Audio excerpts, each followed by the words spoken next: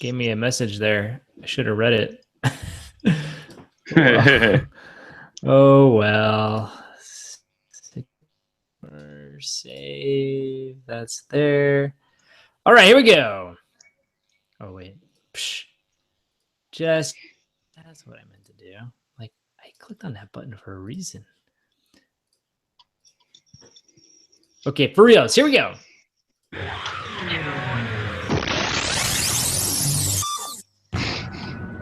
You are listening to the Furlo Bros Tech Podcast, episode 281. It's just a normal week for tech.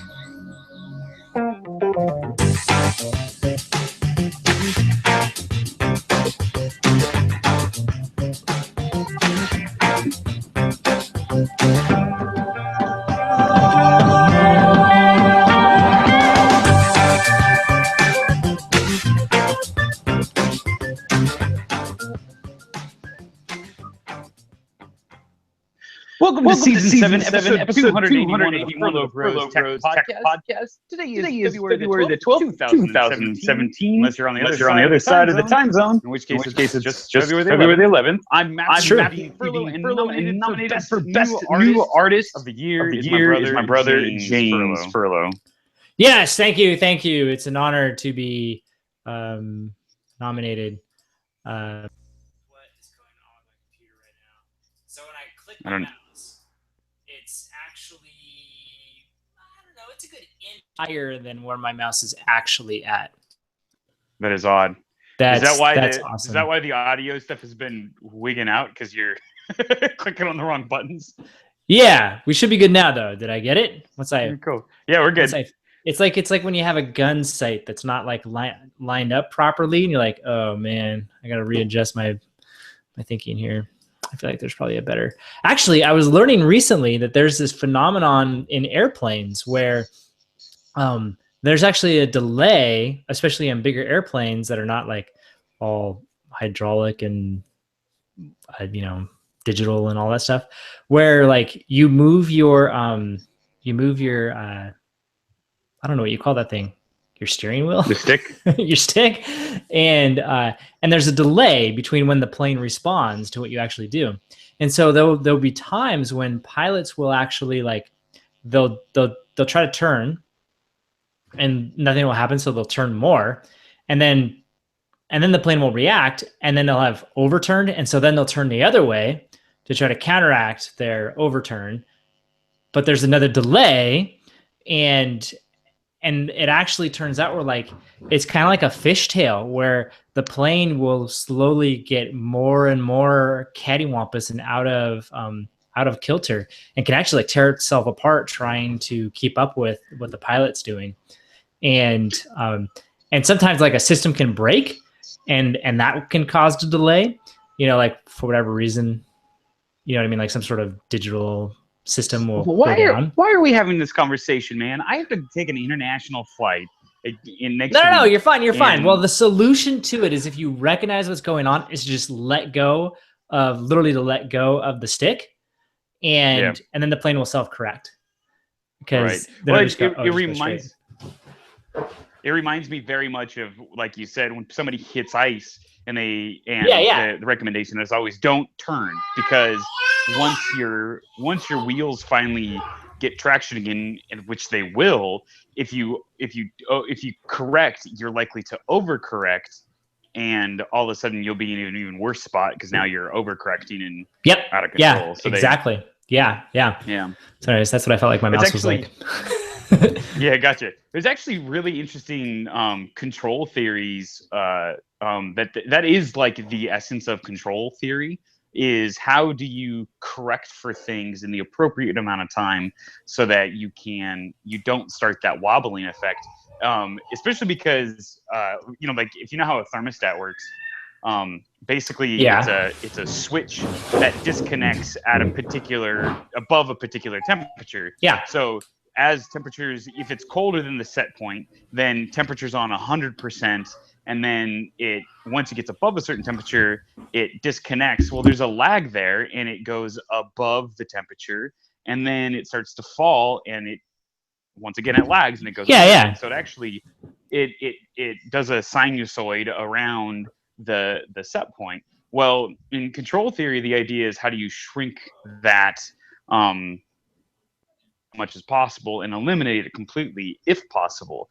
And Hmm. that's when they talk about PID control loops and this idea of which the solution is you turn it off earlier and you fire it more intermittently to keep it at the particular set point. Oh, that makes sense. But there are situations where what you just talked about happens, and you can introduce things to the system if you tune the system to deal with a particular set of environmental constraints.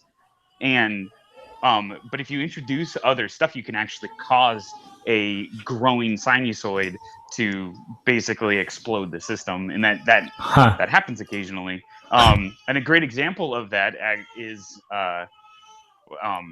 when we destroyed Iran's nuclear facilities. That's basically what they did, was they turned off the systems designed to stop them from spinning up too fast, and eventually tore themselves apart. Wow. Um, Hmm.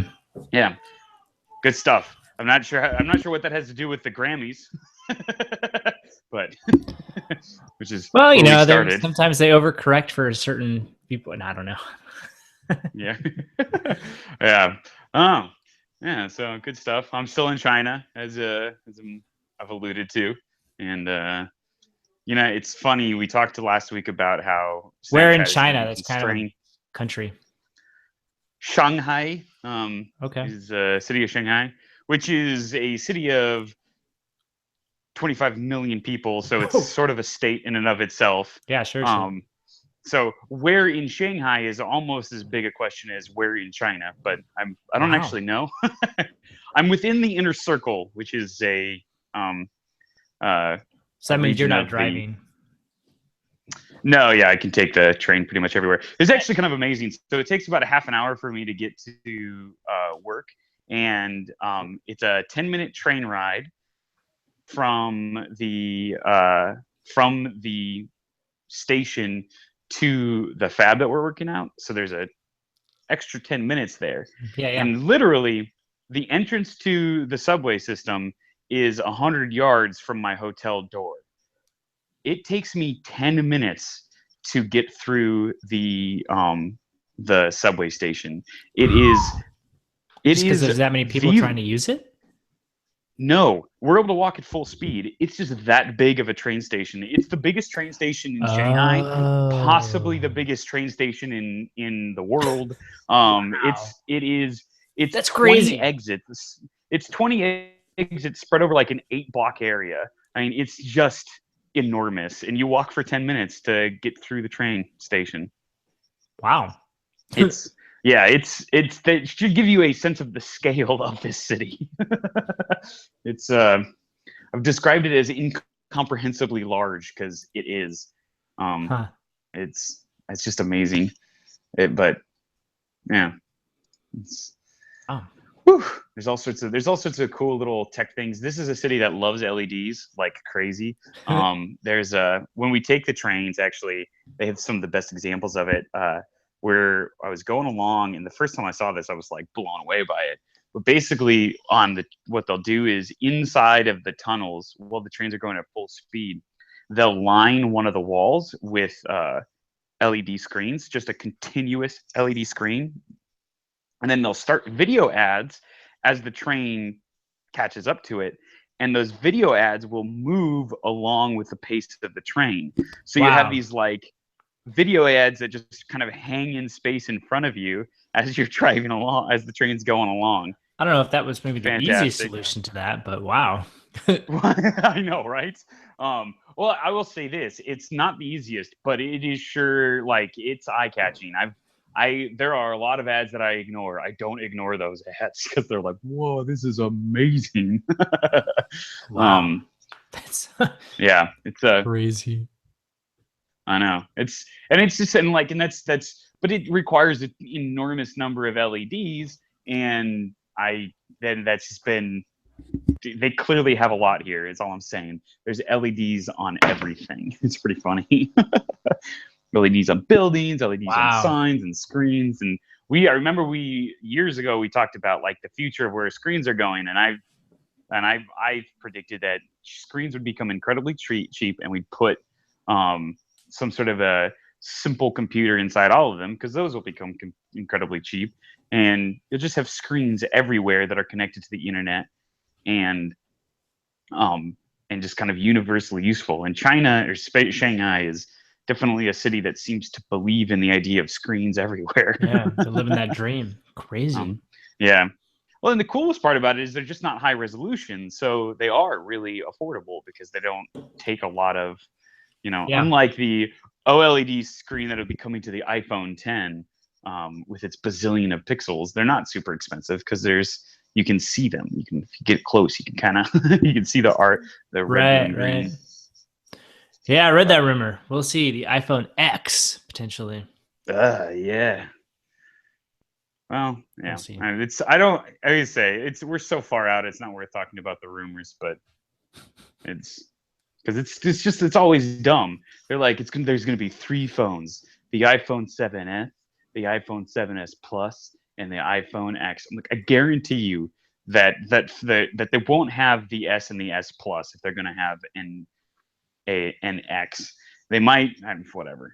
They might have the iPhone Plus, and iPhone Pro. That I could believe that, but the naming convention stuff is clickbait.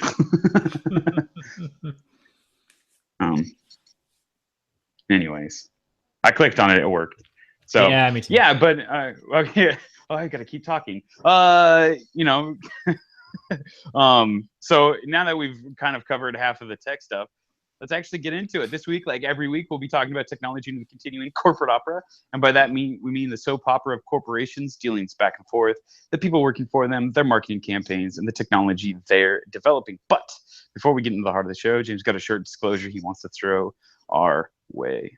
Yes, I founded and worked for HPI, and we have a printer that uses ink, and you can only print once, as opposed to one that was made by some researchers, which the paper can be reprinted on like 80 times. It's crazy. What? I know. But we only do it once. That's right. We give you the best quality So ever. let me get this straight. Researchers have basically made a screen that only can refresh 80 times. You know, Um, when you say it that way, see, my argument with the screen thing is that it's just not the best, or with the printing is that digital screens are going, like, they can be refreshed a trillion times. yeah, but it'd be nice to be able to fold it up and put it in your pocket and do some stuff like Mm. that. I don't know. I'm not 100% certain on what the use case is, but they print it with light essentially, and you erase with heat. It's like the opposite of So thermal paper. so it's funny. So it's like a super fancy. It's actually the paper that's fancy, not the ink. From what I understand, yeah. Well, then that's never going to take off. Ah, Um, super true. But HPI uses regular paper and water-based ink, oh so we're yeah. friendly to the environment. I don't represent them though, or any of their opinions. I also Yeah. own part of Twitter, Etsy, and Lending Club. Awesome. If you want to follow us throughout the week, I definitely suggest following me on Instagram. I've been posting my Shanghai pictures as I take them when I'm not at work. My Instagram is nextwiggin4, NEXTWIGGIN, then the number 4. Or you can go to Twitter, where I will occasionally tweet my thoughts at Matthew D. Furlo. Can you And explain the no leaning picture? oh, there are signs all over Shanghai that have that thing, no leaning. And With like a little I man that didn't looks like understand. he's leaning. Yeah, it's literally that. And I didn't understand it until Friday, I guess it was. Okay. When I got onto a train, and I was like the last person that could fit in. And so I'm like, that classic Chinese subway photos, or sometimes you'll get them in Japan too, where the subways are packed like sardines, and there's no place to maneuver. And it was just like, it would have been way easier for me to turn around and lean against the door. I could have gotten more space, but there was a big old sign right in my face that said no leaning, and I was like, ah, I I get it now. Leaning is a problem in China, and now that I'm paying attention to it, the no leaning signs are almost exclusively on sliding doors, like elevator doors and train doors and stuff. So Okay. All right. it's people leaning on doors That that are kind whoosh. of open because there's no space. Yeah, yeah. So It's kind of a mind the gap type of sign. you on it actually, it's really funny that you would say that because the if you look at that picture, there it's the bottom half of a sign, and the top half says mind the gap. Huh. There you go. Huh. Crazy. All right. My pictures are not nearly as exciting, but you can follow me at places like that. Just look for James Furlo everywhere. Todos los. Oh, I can't. I gotta stop I speaking retweeted out this Spanish. article that was talking about how your house should not be considered an asset, which I actually firmly believe. Your personal dwelling should not be considered an asset. And I thought it was really interesting where he was like, if the price of milk or gas goes up, it's a crisis. But if the price of housing goes up, it's considered a recovery. It's like, does that Right. make sense? Not really. That's interesting. Yeah, yeah. Apparently, there's a new research paper out by some economists that were talking about how if we could actually figure out a way to lower the price of houses, yeah, sure. Like if you think of your house like a television or a computer, how can you make them more efficient, better?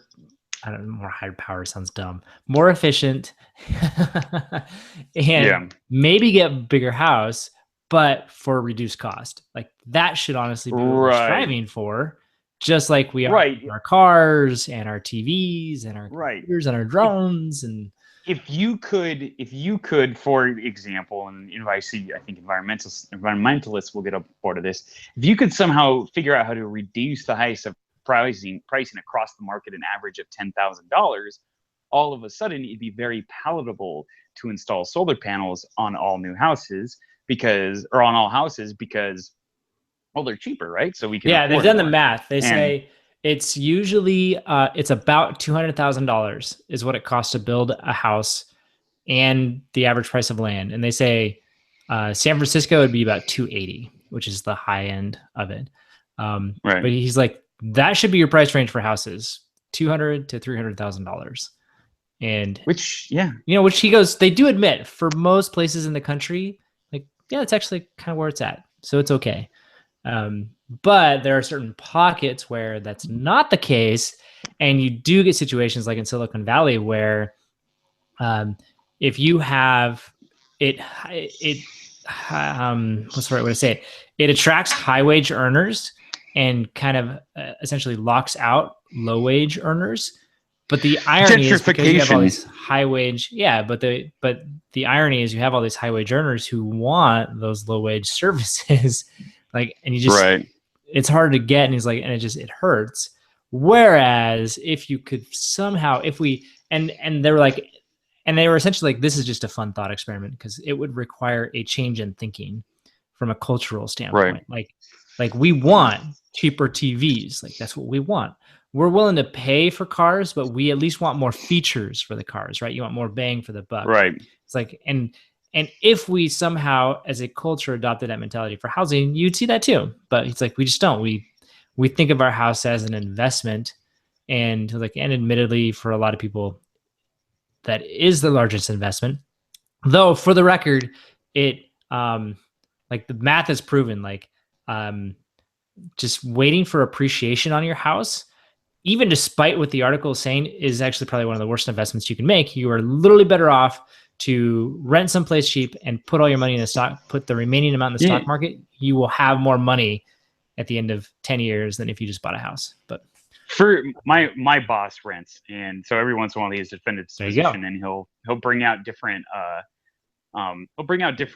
examples of how it's like, unless you're going to live in the same house for more than 15 years, once you get through selling the house, if you include appreciation and how much money you lose on paying the real estate agent, right off the top. That's a huge yeah, tax. you would say it's a huge amount of money that you lose when you sell your house and you go and buy a new one, and it basically wipes out all of your on average it wipes out all appreciation on the house that didn't get put into and effectively, like, what he walks through is, say, the idea being that you are going to spend as much money as buying a house, but instead of buying the house, you're going to rent the house and put that down payment into a mutual fund or whatever. And you Yep. just look at market Yep. averages, and it takes like 15 years before buying becomes more financially advantageous than renting. And Well, and it's even that's then and it's then like that's the break even point. You exactly. know? And so yeah, so if you move twice during that period, so you only hold on to the house for 7 years, you're now like 30 years behind somebody who just rented for 7 years. Yeah. And yeah, it's pretty amazing when you actually look at it that it's just like you said, it's just a bad investment. And Yeah. Now, unless yeah. and it yeah. Now, owning a house, I'm not trying to advocate against it. There are advantages to owning a house, and if you like owning a house, it is a worthwhile purchase, like buying a nice car. But just understand that it's like buying a nice car. It's not an investment. Yeah, totally. And yeah, again, yeah, like you said, it's not an investment. I mean, there are advantages. You can choose to paint it. You can choose to do different projects on it, and that in itself has value, and that's what you're buying. Um, Right. and that's cool. You're buying it. You're buying the security of you don't have to move if you don't want to, which is nice Right. because there's no chance of, like, unless you miss payments, it's not going to get sold out from underneath Right. you. And But if your refrigerator breaks, oh yeah, you have to fix the refrigerator. There are disadvantages to it. totally, It's just totally, totally. So, it's anyways, it's interesting. follow me on Twitter at James Furlo if you want to see that New York Times article. It's pretty fascinating. It obviously is not talking about rental real estate. And for the record, I don't buy any of my investment properties for appreciation. I do it strictly for the cash flow. So I'm okay if prices never move. Exactly, which is But yeah, yeah, it's how you're supposed to do it. So cool. Speaking of your house and upgrading your house, Tesla announced they did a big story. They installed a battery backup down in Southern California on an industrial scale. They actually built enough of their battery backups at a power station to supply power to 15,000 homes for like 4 hours. Um, the idea being that this is still conventional power that's being supplied to the grid because that's where it's being supplied everywhere. So, but it is what you would do in um, it's the same cost strategy that you would have if you had a battery backup and solar panels at your house, yeah. where peak hour of battery production or of power production for your solar panels is during the day, but it's when you need it the least. You need power the most at night because it gets cold and it gets dark, and so you turn on your house, and people aren't at home during the workday when the sun's out. Well, you actually have a very similar problem with traditional power plants, where traditional power plants have to they're designed to operate at to handle a certain capacity. Well, that capacity is always calculated during the nighttime hours when the heaters are on because it's cold out, and the lights are on because it's dark out, and everybody's home because they're not at work. And power consumption for traditional power plants goes up a lot during the evening. So what they find, especially like the early evening period, and so what they find is that power plants sit idle most of not idle, but they run at reduced capacity most of the day when the sun's out and everything. And Yeah, server farms deal with this issue. yeah, exactly. Actually, I knew a guy who worked for he was an electrical engineer, and his company they did these shiny electrical engineering projects, and one of the companies that they worked for was this that they were contracted with was this um, what are those called? Where you put old cars, like a junkyard. Junkyard, okay. And at this It's junkyard, like museum. I don't know. kind of like that. A really disappointing museum. Yeah. They Unless it's a have pick these and pull, then giant, it's awesome. exactly. They have these giant car crushers, is effectively, that are like a bunch of teeth. You throw the car into it, and it just turns the car to mulch, effectively. And Huh. they're incredibly impressive because they just need an enormous amount of force to be able to tear a car apart. And these things, and what they do is, they once they get them That's going, usually where they're mob actually bosses put people when they want them to disappear, right? exactly, it's just Yeah, like yeah. that, but I know what even you're talking bigger and about. more impressive. And so the thing is that they need a tremendous amount of momentum in order to operate and tear a car apart. Mm-hmm. And so these barrels, they just Force never equals stop MA. spinning them. Exactly. They never stop spinning these things, and just keep them up to speed. And when you throw a car in, the car barely slows it down, and Huh. it only takes a little bit of energy to keep them Yeah, moving, yeah. even with a car being torn apart. But this is the hard part. Turning them on requires an enormous amount of electricity. So much so that if they did it during evening hours, they'd cause rolling blackouts on the grid. Whoa. So they actually have to coordinate the when they turn them on with the power companies. So that what they'll do is, like, at 4 a.m., Huh. they'll turn the power plants up to full speed, and then turn them on, draw That's a kind of awesome. giant amount of. I know, I know. I was like, they basically go to the lowest use hours, turn up and use up most of the power out of the power plant, while they get them up to Crazy. speed. I know. I'm just like, that's incredible.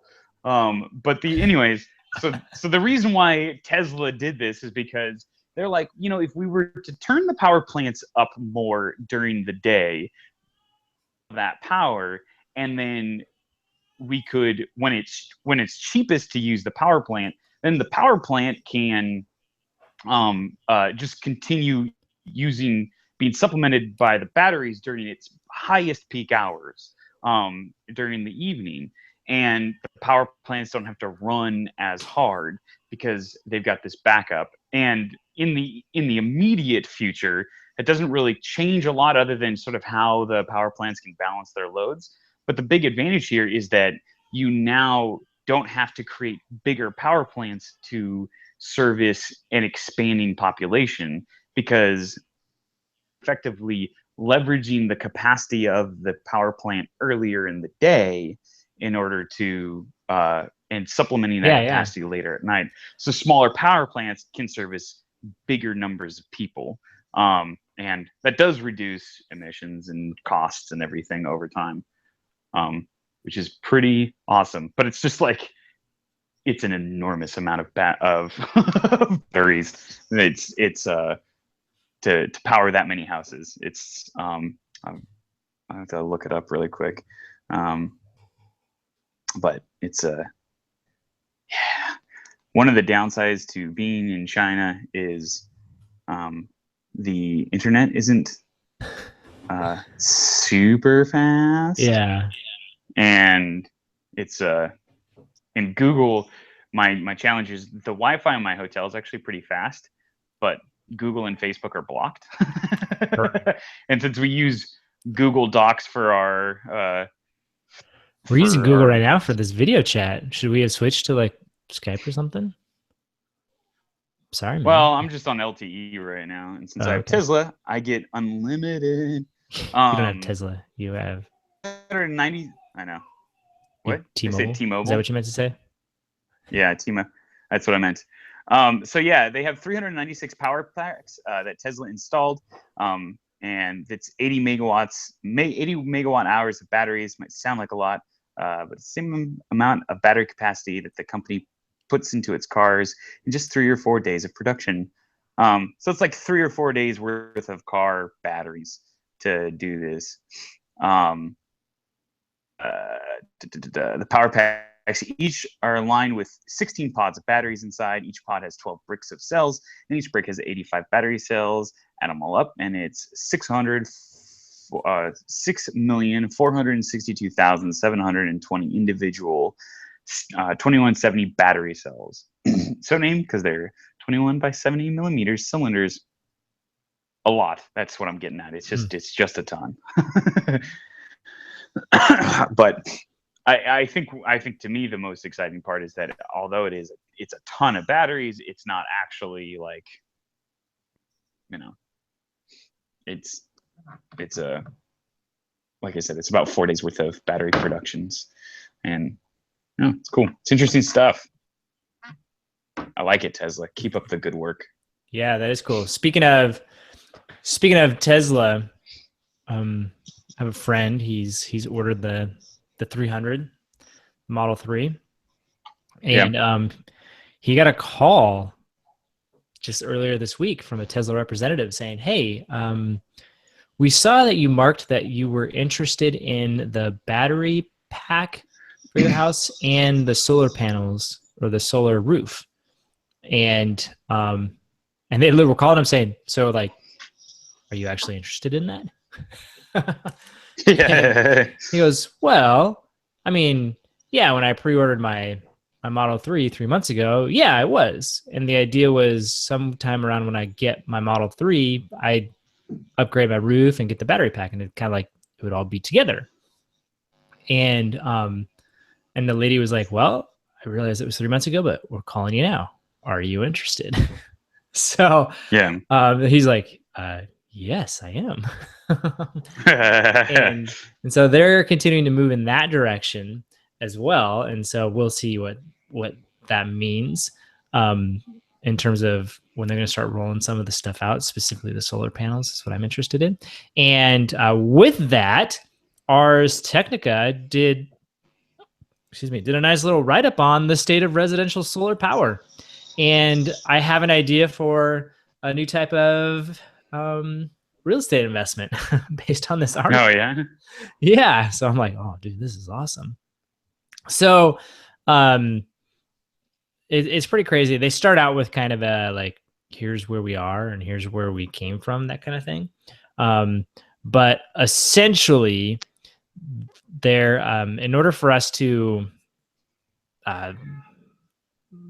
we'll say stabilize atmospheric CO2 concentration, and we're going to set aside what certain people think we do or don't believe, but assuming that's all true, Okay. it would come out to approximately 15 terawatts. I think TW, is that a terawatt? Yeah. Sounds like a lot. Anyways, we have to create that much of It's it. a billion. It's a lot. And they think that solar is probably the one long-term solution that could actually pull this off. They're just wind and turbines and other stuff. It just doesn't. It's not quite enough. But solar seems to be there. So, which is pretty crazy. And so, and they were also doing further math where apparently the sun strikes the Earth's surface at 175 watts per meter squared. So essentially, they're like, so if we can just get 10%, does it sound familiar? Just 10% of that solar energy, like, boom, we'd be good to go. And which comes out to roughly 2% of the land in the US is all we would need, or the area of North Dakota, if that helps. That is, yeah. It's an unfair calculation because that average is average over the entire half of the globe, right? Totally. And as we know, weather patterns. Okay, it's just I hear what they're saying, and I think it is valid to go down this. I agree with them. I just wish that they didn't ignore the super obvious stuff like the geometry of the Earth when doing these calculations, because it's easy to compensate for it and calculate it correctly. Yeah. Yeah, and either A, that's been accounted for and they just didn't get into the guts of the math, like I doubt it. Like the XKCD guy was on a What If article. Yeah, it's Ars Technica. They might. It's impossible to know. Yeah, sorry. Yeah. But anyways, their quick math says like, even if it is roughly the size of North Dakota, that's about 30 times more than available rooftop space. So we're talking large solar farms no matter what. Yeah. But they're saying like, in it is kind of, it's a plus and minus bag. There are some federal changes that are happening where they're like, it may make less sense for like the government to get into it, but for individual organizations and businesses, like this could be the time.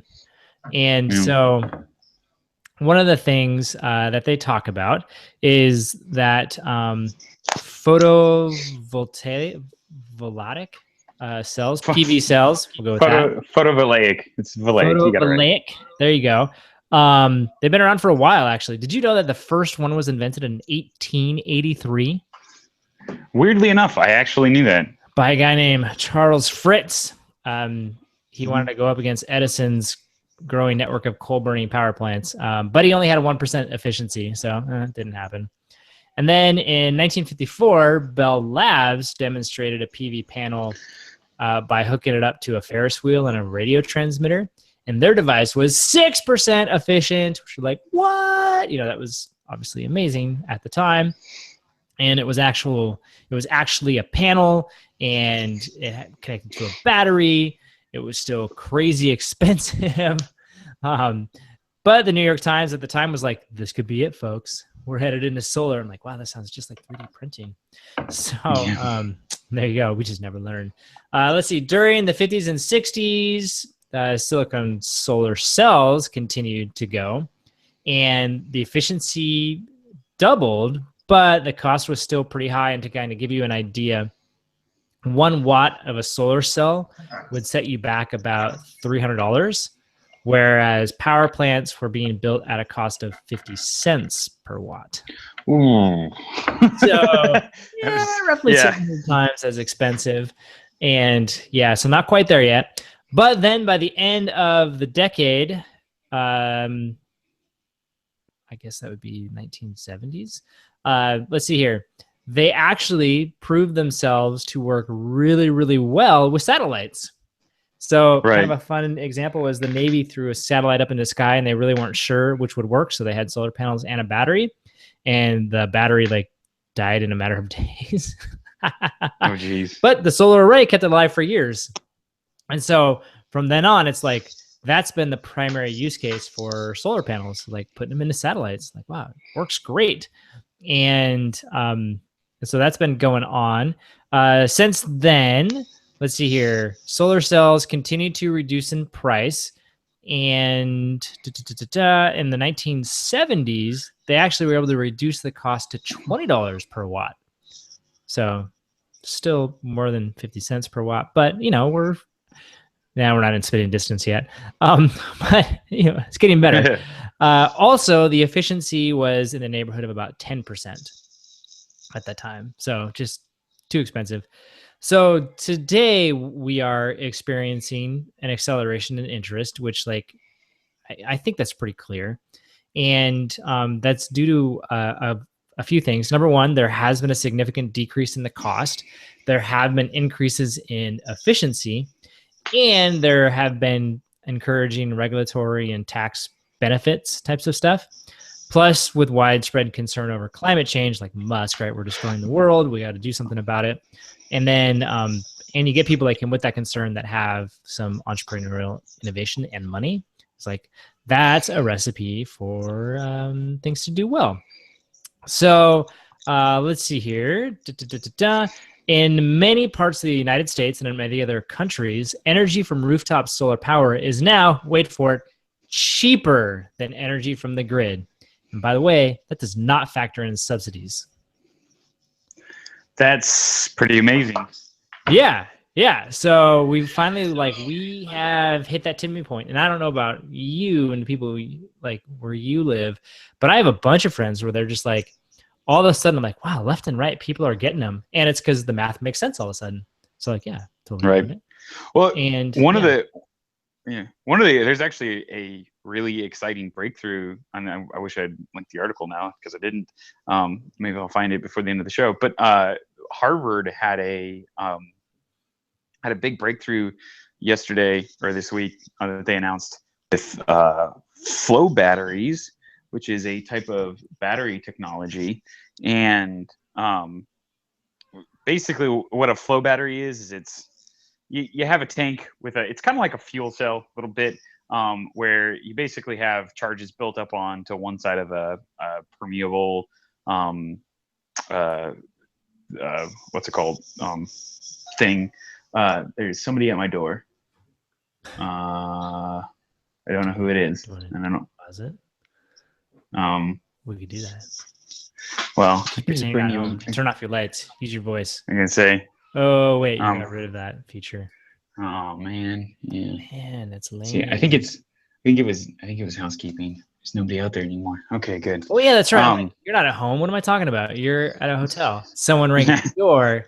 You're in a hotel. Sorry, I don't know why I was like, just pretend you're not home. I don't understand what's the big deal.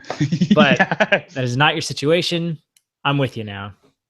Okay, it's really. You don't want to answer it? I feel like if someone rings your doorbell at a hotel, I'm pretty sure it was just housekeeping, which I don't want to answer because we're doing the show. Were they gonna wait? What time is it there? It's 10 o'clock. It's definitely housekeeping. Okay. Well, I was just thinking like maybe it's turn down service because it's 6 p.m, but that's not 6 p.m. Yeah, no. I'm doing really well at putting myself in your shoes here. That's all right. Yeah, dude. It's a bright sunny morning, man. Yeah, nice. Okay, so the flow battery is this basically, and it uses super simple chemicals to do this, to store energy. Basically, it uses, like, it can use like carbon dioxide to change the pH of the water and use that as a charge.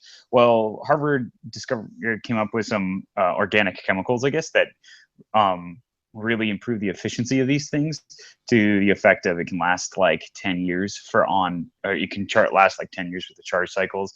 So there's a lot of excitement about this because they're terrible if you're talking about for like cars or cell phones. They wouldn't work at all, but they might work as an industrial backup for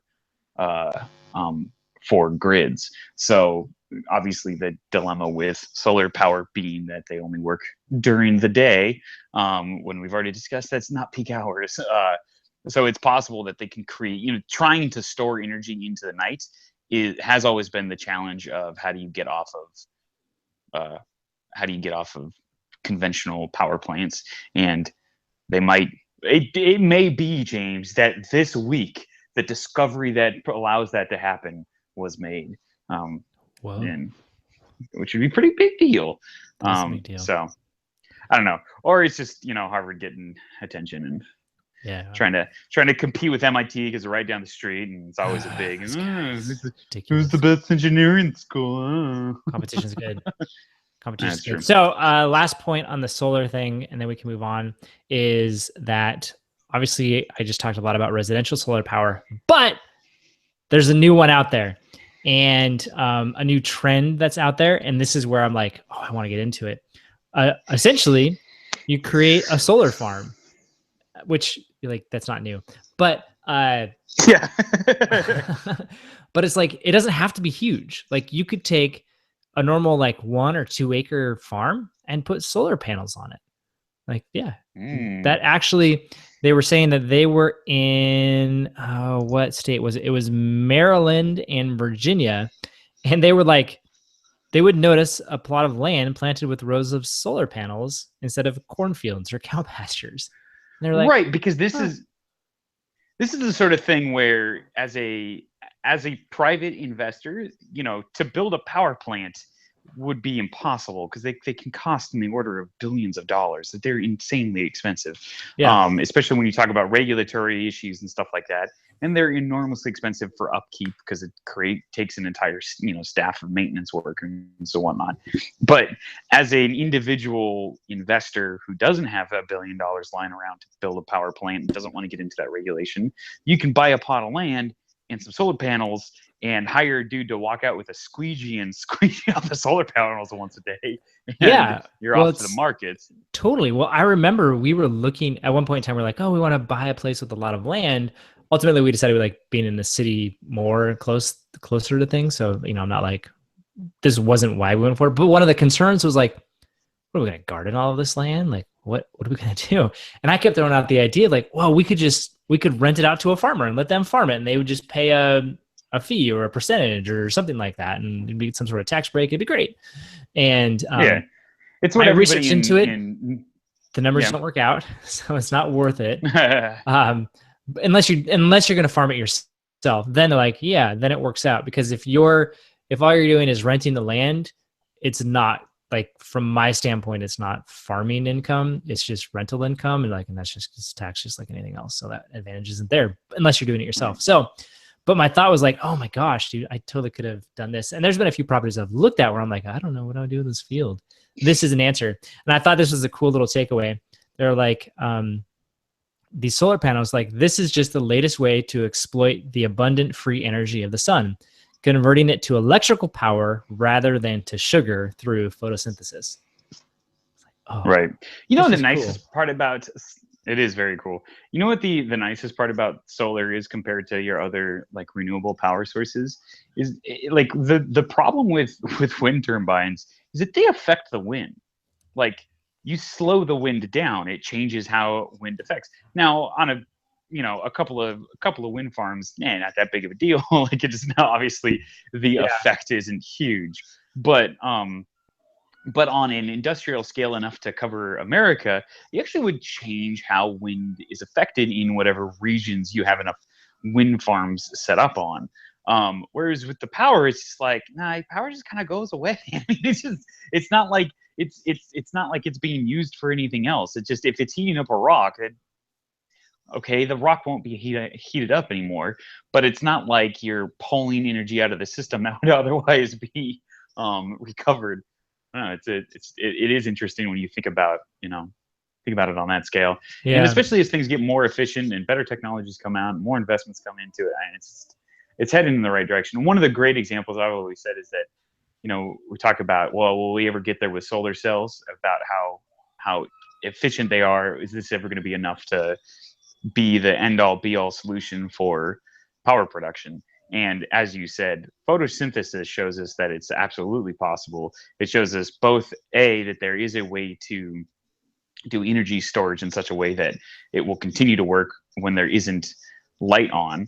And this is most important, the efficiency of photosynthesis is ridiculously high. It's like 80-90%. So we Wow. know that it is possible to build some sort of mechanic that is enormously efficient at collecting solar energy. Now, obviously, turning that into electrical energy can be a bit of a challenge, but the idea that we can do it, oh yeah, we'll get there.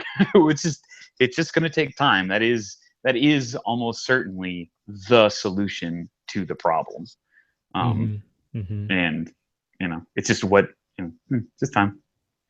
It's fun. It's fun. Yeah. So yeah. So enough talking about power production, James. Let's get to stuff that really matters in life, like your smartwatch. Um, Yeah. we knew this was coming. The rumor mill has been churning like crazy, and Android, Google announced this week um, their their new Android Wear 2.0, That's right. and yeah, which is pretty exciting. Um, and along with it, LG launched two new watches, and yeah, we wanna bring that to you guys because this is the people we are. So I read reviews of both of the watches. I didn't get to try them, unfortunately, um, but they have like a sport oriented watch, and then like they call it the style. Slim, right? Style, slim, Or- something. yeah, it's the style, and which is a dumb name. um, and but it's they're going for that Apple, the Apple market of Apple has um the they have the sport, the watch, and the edition. Edition. Um, and from what I've read, the style is okay. It's from a fashion perspective, it's pretty good. It's a thin band. It's a pretty decent looking watch. But they really kind of they erred on the side of having it, like you said, be slim, and so it's not as powerful as it really should be. Yep. Whereas the Sport is kind of like their full-featured watch and really takes advantage of the new uh, Android Wear. So I want to go run through some of the big new advantages of Android Wear before we talk about the Sport, which is probably the watch I would go for if I were in that market. So number one, simple navigation. Building better navigation has been like a huge thing with all of your different smartwatch, whether it's the iPhone or the Apple Watch, the Android Wear, or that one company that does the running stuff. What are they called? Oh my Fitbit. gosh, Fitbit. There we go. Having easy navigation is huge. So Wear 2.0, that was a big focus of it. Trying to get it to the point where it's just easier to navigate. Customizable watch faces. So the idea being here, So jealous. you could have customizable watches before, but you kind of had to choose between like very simple functionality and style versus highly functional but no style. So it's the compilations, or no, the Complications. compilations. There we go, the complications, which is now just the word that everybody uses because Apple set the precedent. That's how you know Apple's winning, because their language is the one that everybody's using. Isn't that the Um, official language of them? well, that's why Apple went with it, but that's not what Android called them. Android was just going with them being Widgets. widgets, but now they're complications because Okay. Apple decided to leverage the language of traditional watches.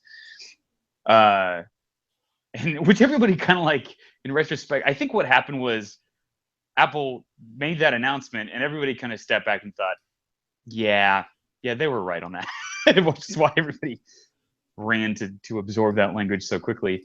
But yeah, so now the idea is with Wear 2.0, you can customize the inbuilt watch faces directly from the watch, and there are way more options than used to be. You can easily change color, complications, background, and much more. Probably take a minute for watch face designers to release faces that work with the new system, but when they do, we should be able to have round watch faces that actually look decent while giving us the information we want, all without requiring a degree in both computer engineering and graphic design. So yeah, they're That's nice. just getting better at customizable watch faces, which is something that you'll probably, as an Apple Watch fan or wearer, be jealous of for a long time. They're also working on third-party complications. That's something that I guess wasn't available in Android Wear 1.0. And Apple's had it since Apple Watch OS 2.0. And being able to have third parties build these complications. This is just getting up to parity. It's a big thing. It's important, but they're just getting up to parity. Apps work without your phone.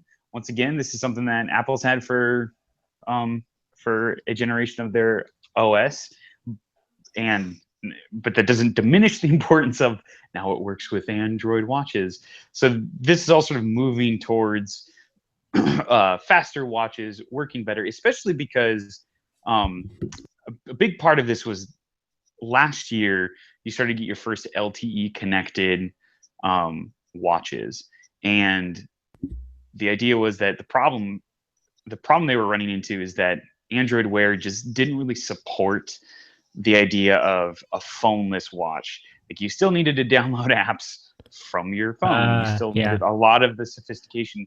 You couldn't have an app that existed exclusively on the watch. So that's what they're working on and getting better at doing that. Google Fit seems way better, is what is the word. So obviously Apple, from the get-go, had decided that a smartwatch was a fitness tracker as a primary feature, and they've really focused on having those features be up to snuff. Google has learned the lesson from that and is gives a lot of functionality to that and a lot of usefulness to it. One of the problems and one of the disappointments, they had actually said that that originally Android Wear 2.0, they wanted auto detection on this feature. So like if you started going for a run, it would just decide, oh, you're going for Right. a run. The problem that they were running into is that they were having a very difficult time determining between you were going for a 10-minute run and you were running to catch the bus, which from a health perspective is very different. It affects your overall. And they just couldn't, with just the watch, they couldn't get they couldn't have it automatically detect when you did different exercises and stuff. But if you're once you kind of commit to the idea that it doesn't need to auto detect, there's a lot you can do in the way of navigation, usefulness, tracking, and so they really made that a big focus, and just made it work better. This is the one that kind of gets me. I'm excited about this. More sensor options than ever. Watchmakers have just been they have a boggling number of connectivity options when they make Android Wear 2.0 watch devices. Smartwatches will all have Bluetooth, of course, but they can also feature Wi-Fi, LTE, GPS, NFC, and heart rate sensors. Yes, I want all of those things. And maybe more. Google says Android Wear will automatically select the best internet connectivity options available to it, depending on the circumstances. Sometimes it'll be Bluetooth from your phone. Sometimes it'll be straight up LTE directly from the watch.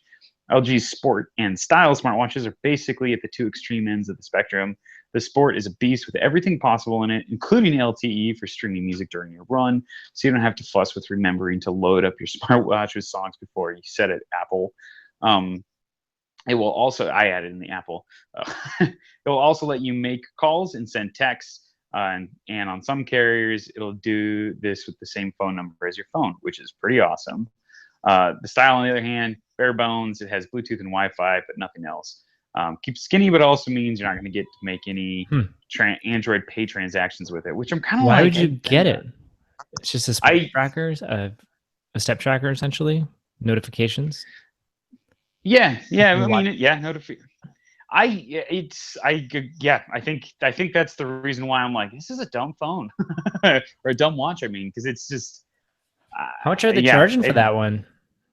I have no idea. Okay, I'll have to look. And I think the Sport is like $350, so it's got to be like $250 maybe. Probably. So then the last big thing is sending messages. They've really worked on this. So other than voice text or with Google Assistant, which is pretty awesome, obviously, and your smart replies. Emoji responses, the obvious ones. They've also included a reading, a fingerprint, not fingerprint, but where you can like doodle on it and it'll do. What is that called when you write with your finger and it does letter detection? No, like you write out the letters with your finger. There's a word for it. You write out the letters. I don't know, scribble. Yeah, whatever. So you can write with your finger, and it will automatically figure out the letter that you're writing down. And then I can't remember what that's called all of a sudden. But this is the cool part. I use that pretty regularly. It works well. Yeah, I use it on my Apple. I didn't realize that it wasn't that. I knew they had announced the feature, but I didn't realize that they hadn't actually launched it yet. Because on the Apple Watch, it works really well. That's my go-to.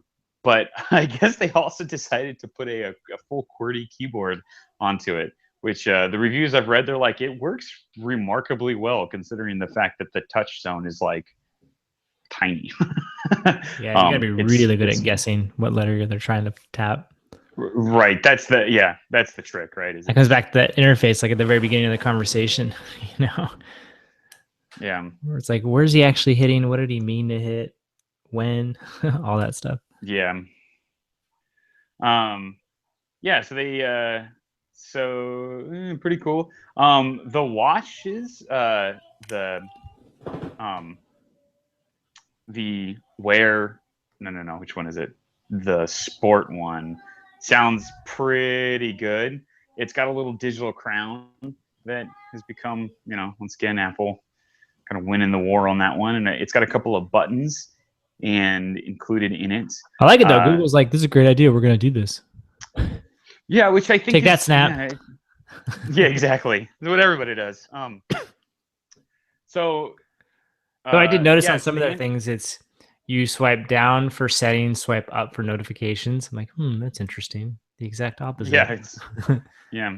I know it's totally It's an up different. down, upside down, backwards Mac, as Mac Daily News likes to describe Windows. um, so they yeah, so the Sport Watch comes with your LTE, which to me, I'm ready for that, James. I really am. I know Apple's doing their thing, and I'm not super optimistic we're going to get that this year, but like I want it. I want it real bad. Um, and just being able to the idea of of the sport is that it really is this thing that kind of can be completely apart from the phone. It's got all of the different accoutrements to be able to Mm-hmm. send text, get notifications, play music, do health tracking. For most of the things that you would do while you're yeah, most of the things you would do with a watch, you just don't need the phone anymore. Which the big advantage here being you can now leave your phone behind, and obviously can't do internet surfing unless you get a notification. Then you realize, oh, I got to go get my phone. Um, which I just I think that's the future. It's the future. I want to try it if nothing else. And I'm excited to see that Android Wear is really going to be supporting that uh, as a primary feature. I think that the winning watches are going to be watches that have that as a feature, and just put more pressure on Apple to get their act together and put an LTE antenna on it. It is kind of ugly how they do it because they have to put the SIM card in the watch, which takes up a huge amount of space, and Apple will never Right. like allow that in their watch. So there's going to have to be some sort of a virtual SIM card for the Apple Watch, which might limit the carriers it can go on to. At Um, first, yeah. yeah, but I guarantee that that's how they're going to solve that problem in the interim. And then what was I going to say? The other big complaint about this is I guess the battery on this thing only lasts like 12 or 14 hours if you're like really using it, which is not enough. Like Not quite. you got to be able to go 26 hours under normal use, in my opinion. You got to be able to get me through the day. Um, I don't mind charging it every night. I've gotten used to it. I've got a charger in my car. I got a charger that I take with me on travel. Like I can manage that, but I can't manage I'd Well, have it's to take it like off in the middle of the give day and me give me charge it. 18 hours minimum, I would say. Right? Like Yeah, exactly. because Yeah, we'd I'm say not, 18 let's hours. assume I'm just gonna sleep 6 hours. Yeah, Right? That would be it. right.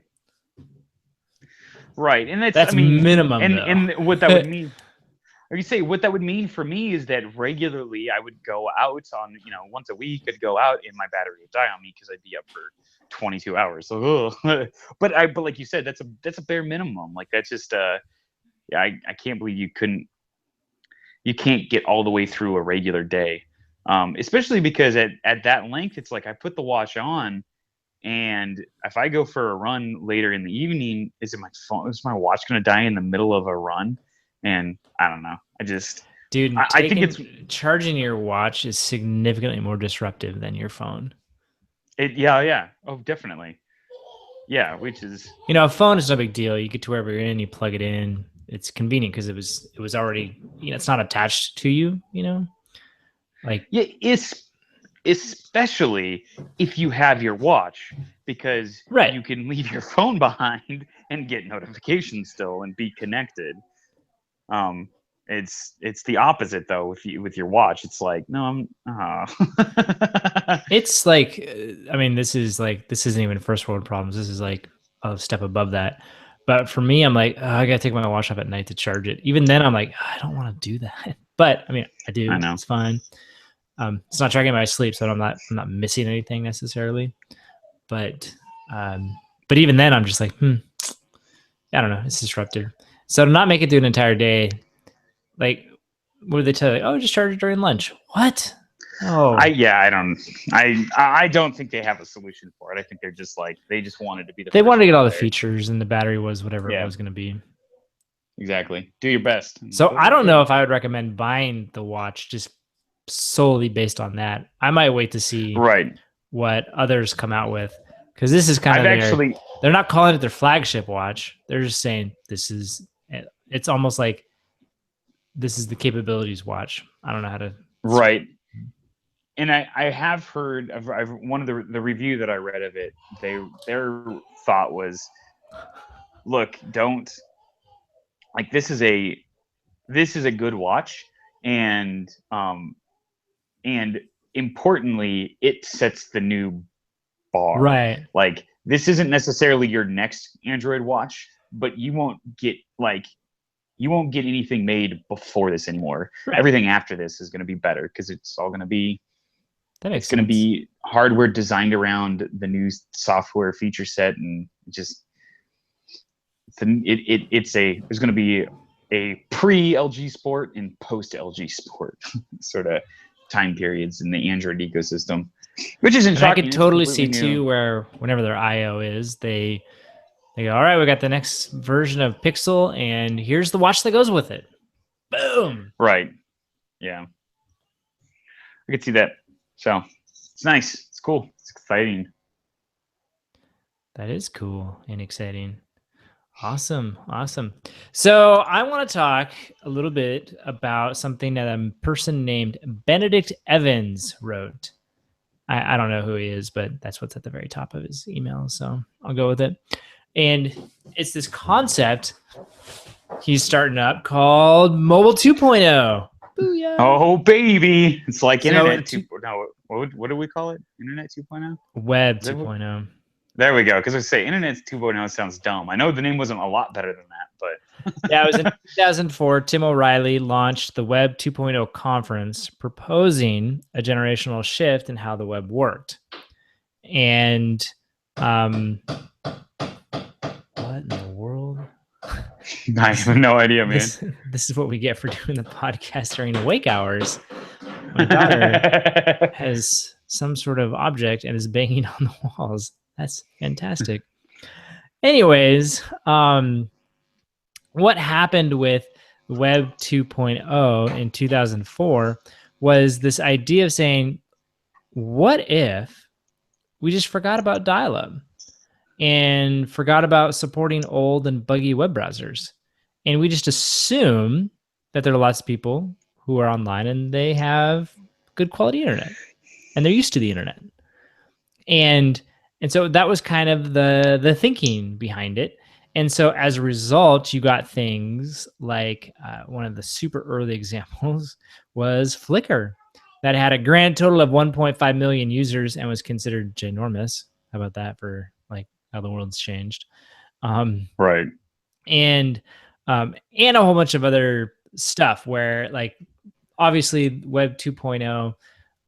This is probably the honestly, like, many years later, but probably the best description I've heard of the Web 2.0 idea, because there was part of it was like, well, there were APIs everywhere. Remember that? Like everyone had an API, right? People were putting things together, and there was also a certain type of look, and it had to do with the community. What was it? User-generated content was part of it, and then this whole idea of Ajax took off, and it was like, this is all Web 2.0. It is what it is. But I honestly think the best one is, what if we just assume that everyone has fast internet? Like, then what would you do? Right. Like, oh, brilliant. Right. So, because that's a foundational idea to all the other Web 2.0 ideas. Right, exactly. It's just essentially we can start to make things more complicated now, and we're okay pulling from multiple different sources, so it's fast enough. It's all good. So, again, Tim O'Reilly launched that Web 2.0 conference. It was in 2004, which was 10 years after Netscape launched, essentially. Oh, man. So, as you know, we are now at the 10-year mark of the iPhone launch, which some would say, and I would be one of those people who would agree, like that launched mobile 1.0, you know, right. or whatever we want to call it. And so he's starting to say there and say, he's writing going, do we see the beginnings of a mobile 2.0, some of these very early trends that are now capable? And so, like, one of them would be like, what are some of those assumptions that that we now have? And essentially it's this idea of like, one of the big ones is that there are a billion people with a high-end smartphone now. Right. Let's assume that. How would you start your business? How would you produce your stuff? And so, like, one example he gave, it's a very easy example. He goes, remember Facebook, that social network, when they first started, theirs was like a web page, right? It was like a web page wrapped in an app. And then they pivoted to say, well, we'll go native on mobile. And turns out that was a little bit better. And so that's one of the changes, where instead of relying on people tapping on things, there's more swiping and whatever, which I'm like, I think those are all surface level. That's getting back to more like, what was the aesthetic of Web 2.0? And that's what he's getting at there. Like, how you interact with it is now about swiping and tapping, as opposed to like tabbing and mouse clicks and typing. Right. But he had a couple other interesting ideas, which was, and how did he describe it? He goes, we are thinking of the camera on our phones less like a camera on our phones and more of a thing that I don't. She's like, it's just more of this. It's this computer with a camera. I don't know how it's like. It has eyes. It can see. It. It's more than just a camera. I'm not describing it very well at all. But it's more than just like taking a picture or a video. It's about like having fun with it. The idea of AR is kind of taking off with this. And a lot of the apps that we use involve a camera in some way. Right. And so that was one of his things, is like, you're just going to see the camera continue to play. But actually, one of the biggest things that I thought was interesting is that you're starting to see the internet, as we know, goes through a bundling, unbundling type of pattern, right? We saw it when it first came out. AOL had everything bundled together, and that was like, as far as people were concerned, the internet was AOL. Right. And you accessed everything, your mail, your contacts, even you browse the web through the AOL interface.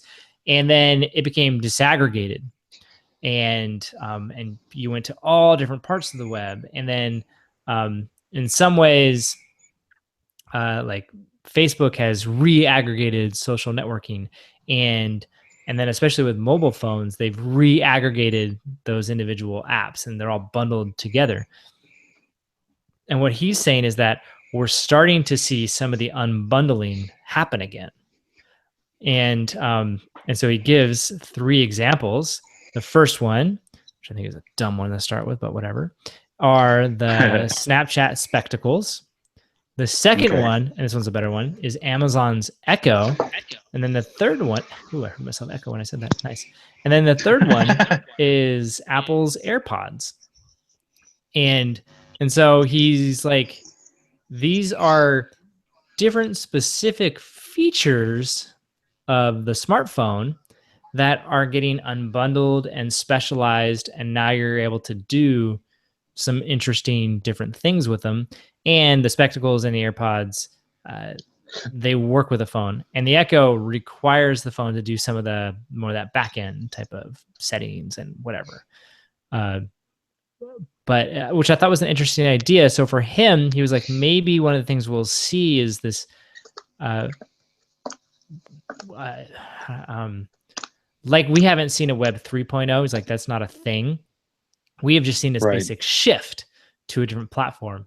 And so his question was, will we see a similar thing here, where all of a sudden we're going to have all these smart devices around us that are doing specific things, and not necessarily, and then, later on down the line, we'll have a great bundling again, where we'll have robots that can take pictures for us and answer questions and You cook know, us food. it's funny. It's funny that this goes. This is obviously been a thing for you, but this idea of um, uh, uh, Marco. No, what was? It?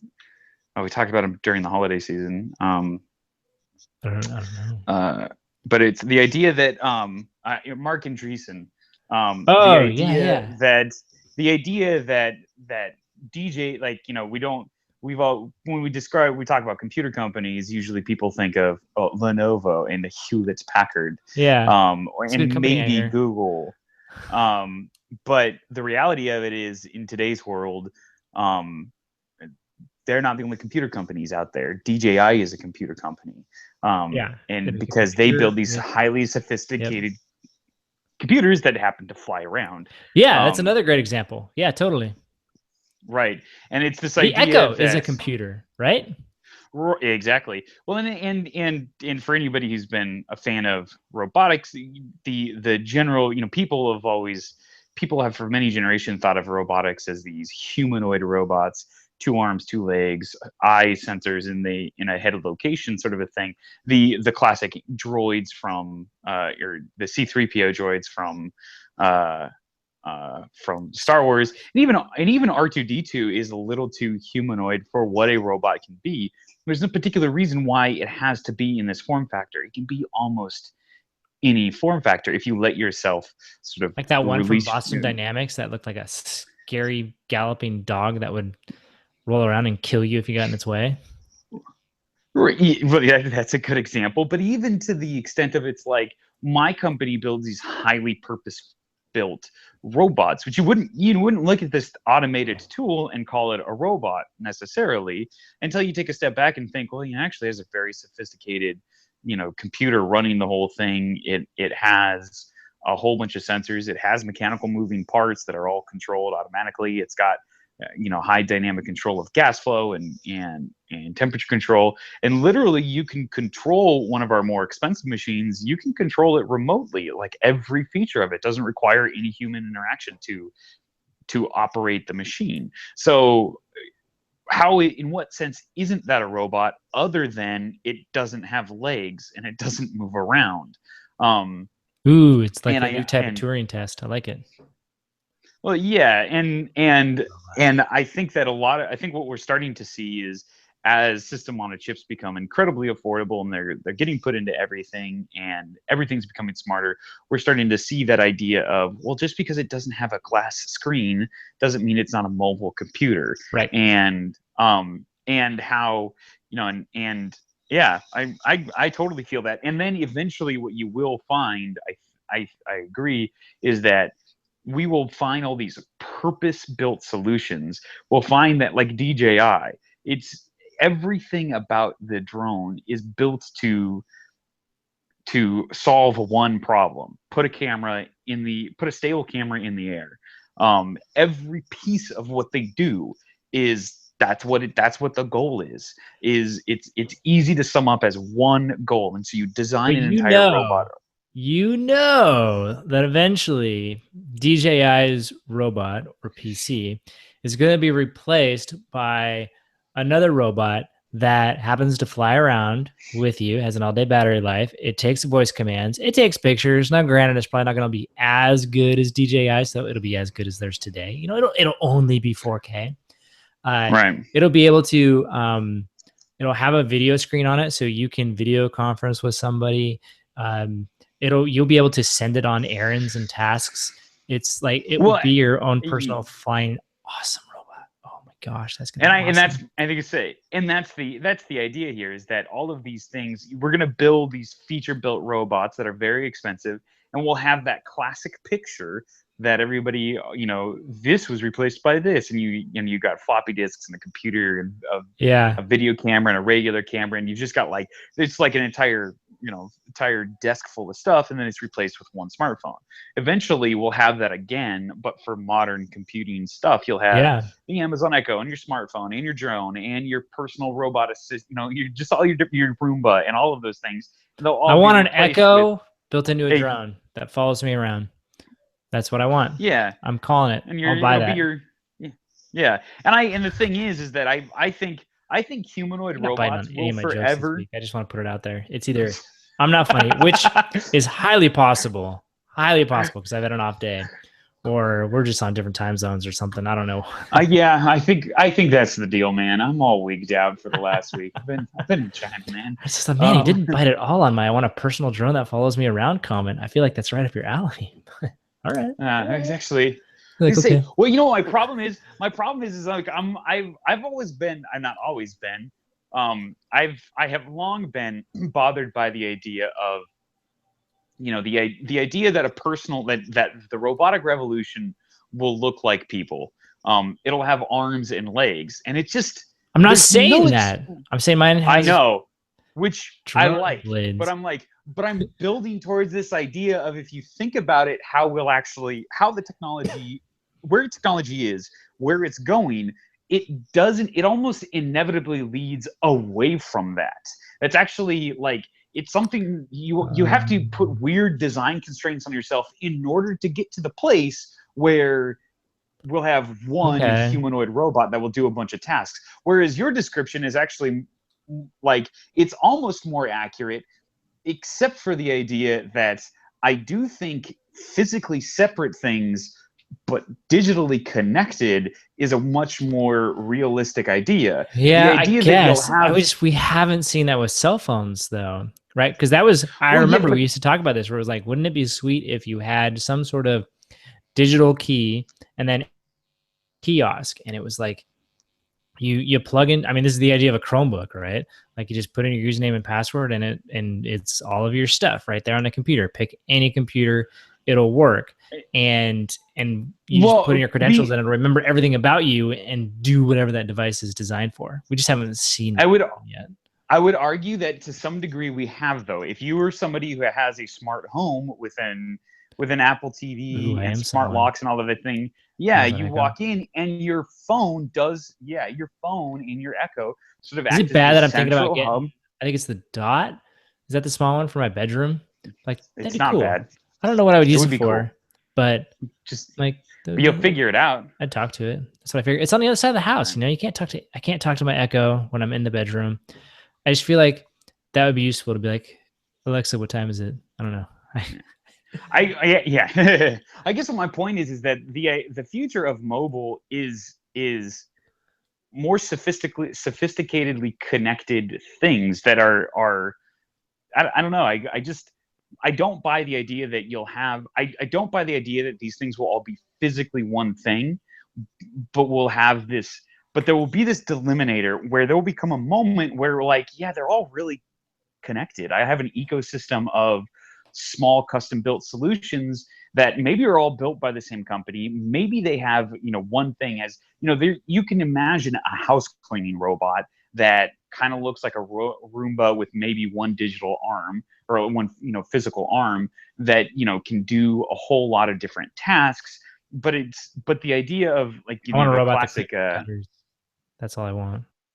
but it's like it's funny because what's it called? What's that TV show with the Jetsons? And what's their the Me, what's George Jetson. what's the robot's name? Um, No, doesn't his wife matter. is Judy. The dog. Let's see. The son is Elroy. Is the daughter the wife's? I don't remember. I don't know. But the I point know who you're is talking that about. a lot of times she's demonstrated as like pushing around a vacuum, which I think is an accurate and apt idea that a sophisticated connection of Rosie. mobile You're welcome. devices. Rosie, yeah, thank you. I don't have Google, so I'm relying on this is my you are my Google, I got you, James. man. It's like the Matrix. I'm your Um, live robot. but we but what you end up with is, I think thank you. I what you end up with is this world where each robot, each sophisticated sensor, robot, control apparatus, they all work together in parallel. And I think mobility, you'll see that bundling not necessarily happen physically, but you'll see it happen digitally, where they're clearly, and I don't think it will be this. It's when you finally get to the point where you can just assume that these sensors are available and that they're usable and that you can function with them. and they're secure, you are going to change your mentality of how you think about mobile, because there are features you won't put in a particular mobile device that, because you know you don't need to. And this goes back to my whole idea with why watches are going to, once you get LTE in a watch, it changes something, because I'm operating on the assumption that there is a internet device that you can surf on nearby. So why, it may not be your phone, it may not be your computer, but it could be any number of things. All you need is the notification to know you need to go back to your computer to do the heavier tasks. And that's all people really need. I'm making an assumption about what you have mobily available, and I'm reducing the number of features I need on any particular device as a result. Why would you need a flying phone when drones are everywhere and you can rent one and just connect to it with your, if your phone can just, if every city has a drone rental privacy concerns, site. man. Privacy. Right. Well, but I mean, but the idea is, if every city has, or like, let's say every natural, if you can just assume that when you go to the Grand Canyon, there'll be a drone rental place that you can just digitally connect to your phone, and then and then you have your drone for taking all your photos of the Grand Canyon. You don't need a flying phone with you. You don't need a flying camera. All right. Right. So that I think it's when we talk about what are the fundamental assumptions you can make, when the fundamental assumption of mobile is you don't need a solution for everything. Then, I think one of the other ones is just like internet everywhere, I mean, that's another thing. Exactly. Fast internet everywhere. And I'm actually, the more I talk about this and the more I think about it, the more I'm excited by it, because I do think that's the fundamental assumption, is that you don't need a mobile device capable of everything. And the bundling that will happen eventually won't be a physical bundling. It'll actually be a digital bundling. It'll be the exact opposite. It'll be this idea of, no, you really only need one connected device ever, and you can control a whole bunch of different things that you can just assume are there. You can just assume your hotel room will have an MFC sensor, so you can just walk into your room. You don't even have to check in. You just bump your watch up against the door. It already knows that you're coming. You can set the temperature for your hotel room as you're on the way, because your hotel room already knows you're coming. Dude, it already knows what temperature you like from last time you stayed there. Exactly. And you don't need a phone, because anywhere you go, there's a screen that you can bump your phone up to, your watch up to, and it'll steal all your information. Those are the sort of mobile solutions. When you can start to make those solutions, you can then build software platforms based around these ideas, these fundamental assumptions of what's available to everyone. And yeah, I think that will make a huge difference. And you'll see entire companies built on or advance on that assumption. And I think the smart home is a great example of that nascent idea, of the very beginnings of the assumption that all of your everything you want to be connected to is there and available, and your phone doesn't need to do everything. All it needs to do is connect you to the things that are available.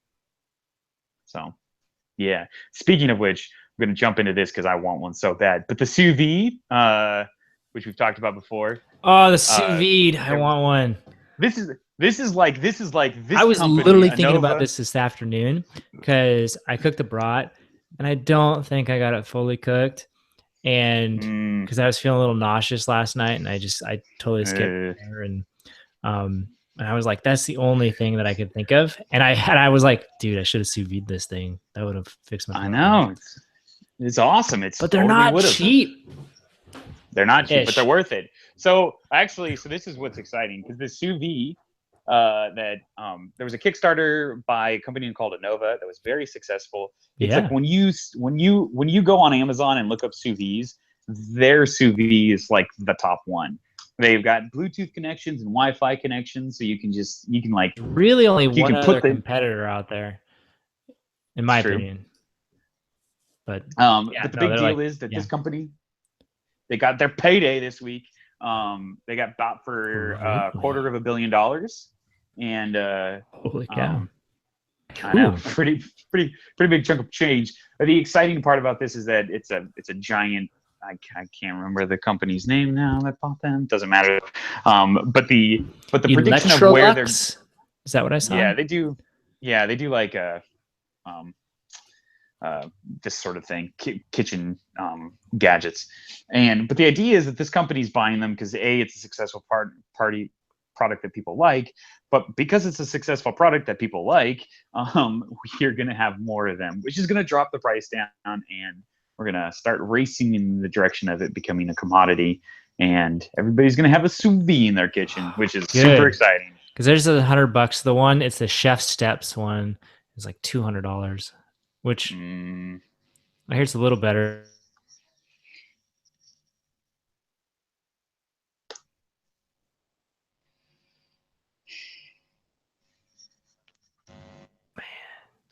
Different style options. What do we got? We got um oh, you can get one with Bluetooth or one with Wi-Fi and Bluetooth. That one's 200. Oh gosh.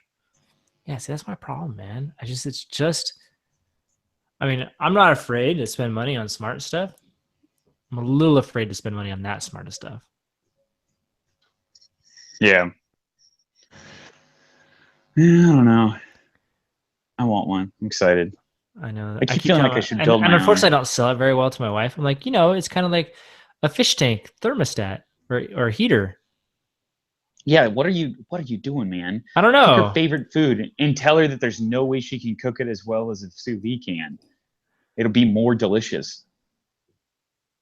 I'm trying to think That's what how her you cook favorite it. food That's how you is. sell it. I feel like I should know this answer off the top of my head. She likes My pumpkin girlfriend sold pie. it. And sous vide that, man. Just go with it. Sous vide that. I don't know. She likes eggs. Yeah, you can sous vide eggs like a monster. Um, I My girlfriend sold it to herself. She was like, I was talking to because she doesn't eat meat, and and she was just like, "Can it cook vegetables?" And I was like, "Oh, it can cook vegetables better than Can it anything you've cook ever eaten." She's like, "Oh vegetables? my gosh, that's so awesome!" I No, know. so my plan for this year, here's my plan, and so hopefully this will work out. Is I'm going to take a cooking class this year. So I'm going to learn how Nice. to cook, and I'm going to do a little more cooking, and then we're also going to get an induction cooktop, which is my to further aid in that because our current one's garbage. And I probably could just get another electric one, but I don't know. There's something cool about induction. And then I was like, oh, it'd be cool if I progress that far to then somehow justify the sous vide. I don't know about the Wi-Fi though. Why would you? It's 900 watts. I wonder. Whereas the other one is only 800 watts. I wonder how big of a deal that is. But that's just got Why would you want Wi-Fi, James? Why wouldn't you want Wi-Fi? because What is wrong with it's you? another $100 for Wi-Fi. Yeah, and it's worth it. Okay. The 900 I watts might be I worth it, but I don't know about the Wi-Fi. Yeah, I for me that's the hard. Wi-Fi is tough. I don't understand why I would need that. I mean I get it kind of, but one of the nice advantages of the sous vide, because it's like you can It's a start it slow when you're cooker, away, or you essentially. can exactly. It's the whole point of it is that it like never has to turn off. So why, like, if you're like, let's say you're like, oh, the steak has to cook for at least 4 hours in order to get done. Or you're like, okay, well maybe you'd think, well, I want it to be done at 7, so with Wi-Fi I can start it at 3 and it'll be done by 7. But the whole advantage of it is you can start it at 8 in the morning. It will never get above medium well, and it will be still fully cooked by the time you come home. It doesn't actually need to be to ever turn on or off. And not to mention the fact that I'm pretty sure you can whatever. I don't understand the idea of Wi-Fi. Nobody has sufficiently explained to me the advantage of that over Bluetooth, where you can just preset it. But maybe there's an advantage I haven't thought about yet. And like you said, that 900 watts might be a big deal too. It might just be one of those things where they upgraded it and they just were like, people won't really understand why 900 is so much more important than 800, but they'll like Wi-Fi. So we'll just throw enough features into it until we can charge $100 more. And it'll be great. Yeah. So dumb. Anyway. So congratulations to Innova, I guess, for getting purchased for $250 million. Dang. It's pretty good. They deserve it. So they're not the only ones we should be giving congratulations to this week. Oh. Do you want to? Oh, up next? It's mine. I'm like, who else? Yeah. So the Crunchies happened this last week. Yeah. Yeah, and so we got some winners, we got some losers, but we won't talk about them. We'll focus mostly on the winners, and we'll try to pick ones that we actually care about. Let's see here. I don't care about that one. I don't care about that one. Hardware of the year. Want to take a guess? Did you open it? Ready? Don't open the article. I have. Well, dude, it's so hard for me to open up websites. Okay, I've been going based on text. So, greatest hardware of the year. It had to come out this year, right? Last year, but yeah. Do they give it to like big companies like Google? Yeah. Sometimes. Okay, the fact that you're not saying yes tells me that it's not the Pixel or the Correct. Yeah, they're more like what you would call a startups.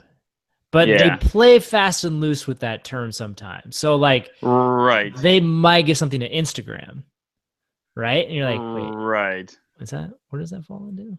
Yeah. Yeah. I don't know. It's. Oh, I was interested. I got sidetracked by a smart oven, which got like third place, I think. Spectacles. My Snapchat. Oh, you got really? They gave. We're done. We're done with this. By the way, James. I want to put this out here. Don't worry. I think they've invalidated themselves. Don't worry. Well, it'll be okay. I saw someone, a normal person, wearing spectacles on Friday. I saw it in the wild. I haven't even seen it in the wild. Yeah. You look like a total goob wearing them. Oh yeah. I personally think worse than Google Glass, in my opinion. That's pretty bad. That's my opinion. Like, they make people, like, in all of their marketing videos or photos or whatever. Yeah, they look awesome, I guess. If you're not it's a millennial model, it's we can say a different story. That's the classic problem with like fashion, right? Is it like you'll see a picture and you'll be like, I want to dress like this. So you'll go out and buy those clothes and you'll look ridiculous because you don't have 4% body fat. That's like, this product. Jeez. I know. I saw it and just went, oh my word. I now understand why they didn't want to give them out to geeks and tech bloggers, because you just don't look good. Yeah, you would. That's really funny. It's the classic, not class. Well, it's the Abercrombie Fitch strategy. One of the reasons why they get so much, and they're not ashamed of saying this. One of the reasons why they get so much praise for being a fashion-focused brand is because they just don't make sizes for larger people. Like, you just can't. Like, they don't make it. They only make clothes that will fit skinnier people, and just sort of like, and they're like, you know what? On average, more attractive people will be wearing it, and people will think it's more fashionable because you got to be attractive to wear it. Like, it's a good marketing. Like I've said, Snapchat they are a marketing company that is worth being bought on their ability to market stuff at this point, because they're good at other stuff, but marketing, they're pretty freaking amazing. Yeah. No, I understand that. I can't believe they gave it to the. All right. The next one is best technology. This is an exceptional recent technological achievement. And here's where I was kind of like, I don't know. So here are the people who did not win. Okay. There's the Solar Roof, which I'm like, yeah, they haven't really started producing it yet, so I'm okay with that. Blue Origin, Facebook Solar Plane, and SpaceX Falcon 9 landing. So SpaceX Falcon 9 landing didn't did win. not win. Instead, it was a company or a product called the CRISPR Cas9. So CRISPR is an acronym that stands for Clustered Regularly Interspaced Short Palindromic Repeats. Not only does it have the potential to radically change to the genetic code of all humanity, but could also fundamentally affect our healthcare, food system, farming, and even manufacturing and production industries. That one's fair. Yeah. I agree with them on that one. That I forgot that happened this year. That was a pretty big deal. Yeah, so we got that. The best app. Recent standout app that has earned a place on your home screen. Care to guess on that one? Trying to think if Snapchat came out with anything stupid. Once I say it, you're gonna go, "Oh yeah, of course." Say it. Pokemon Go. Yeah. Which their measurement, maybe it's like shockingly successful or popular app, as opposed to best app. But they're defining best as like a ton of people downloaded it. Which really I'm gonna say, I guess I would say this: if you're, award season's stupid, is silly season. Like, how do you, how is it that Star Wars isn't and Finding Dory didn't get nominated for anything? I literally watched part of that movie today in the Oscars. Pretty good, for the record. Yeah. Well, it is, and it didn't get nominated for anything in the Oscars, even though it is the top-grossing movie, only behind Rogue One. That didn't get nominated for anything either. And you just kind of like, well, what are we judging things? I mean, like, I understand that commercial success, because otherwise you'd have to nominate, the Fast and Furious movies. Like, commercial success isn't the only measure of best. Wrong with that. I know, but there's like, to some degree, it feel like it should at least be a consideration. Yeah, so wow, a lot of people really like this movie. Maybe there was something to it. Yeah, I guess I don't. So I don't hate the idea of using that as a measurement for best. It's just like you said. I'm not sure. Prisma was one of the apps that didn't win, but was up there. Which I thought was cool. And then Weed Maps was another one. Shocker. Let's see. Do we know any of the founder of the years? Do you know Jeff Lawson from Twilio? I know of Twilio. I don't know much about it. So he won. They went public apparently last year. So that's cool. And congratulations. Oh, I'm gonna make you upset again. Jeez. Best startup video, best launch or explanatory video. Okay. Spectacles. Apparently Slack had one that was pretty good.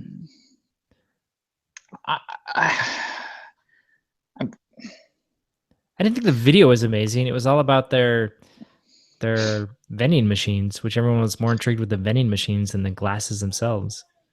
Well, yeah, it's I will say this: if you're going to give spectacles, whatever they're called, spectacles, an award, one that is based entirely around marketing is probably the one they deserve most. There you go. That's the one they got.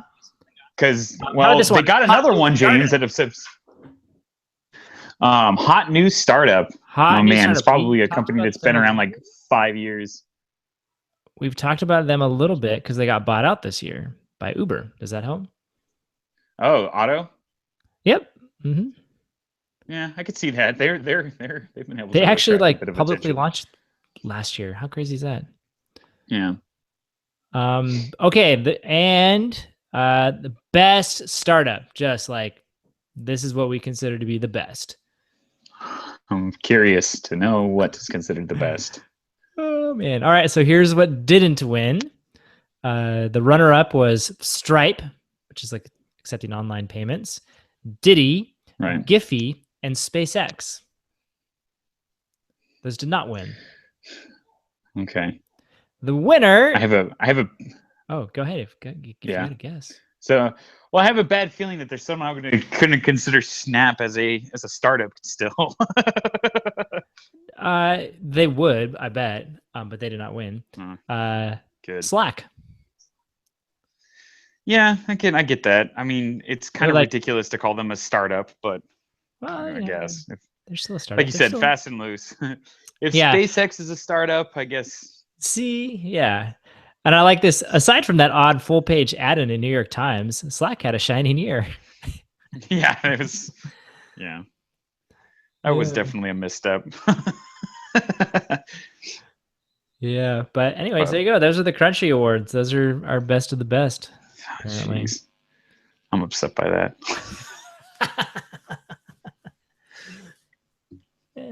Is what it is. It is a pair of goofy-looking sunglasses with a camera in it. I don't The best part understand. is he shared a video with me, one of the 360-degree videos. Oh, it looks horrible on your phone. I believe it. It's just a tiny little circle that's centered. And Right. what is this? I don't, okay, cool, I guess. I've well, and when would it not be a goofy, terrible like version of that? Like, Well, the idea would be like for the video, if you watched it on Snapchat itself, then it filled the whole screen. Okay, all right, I can get behind that. But if you try to share something outside, like it's designed for Snapchat, because if you do any sharing outside of it, it looks like garbage, sister. right. And that's Sorry, that's my Homestar reference. I gotcha. I knew where it would come from. Geez, that's just terrible. It's such a whatever. It's funny. Like I I was don't in a even. debate with someone earlier this week. It was on Wednesday on whether or not to purchase Snap stock when they finally IPO.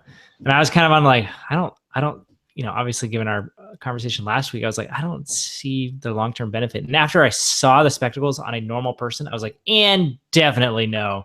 That made it Yeah. obvious. I yeah I did You hear don't this week look at that it they like I've seen the AirPods too, and I go, I want those. It makes no right. financial sense. I want those. I see Yeah. I see the Innova precision cooker and I go, I want one. It's $200.